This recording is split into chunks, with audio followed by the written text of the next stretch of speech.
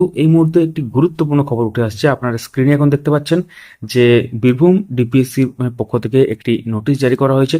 যদিও এইরকম নোটিশ হয়তো বিভিন্ন ডিপিএসসিতেও জারি করা হবে আগামী দিনগুলোতে, এবং অনেক ডিস্ট্রিক্টে হয়তো করে দেওয়া হয়েছে আগেই।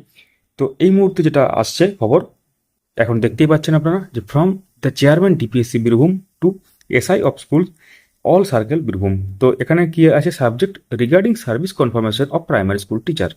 তো in connection with the subject stated above, the undersigned has to request him or her to furnish the data of primary school teachers who have completed at least 2 years of continuous and satisfactory service without any break of in this district Birbhum.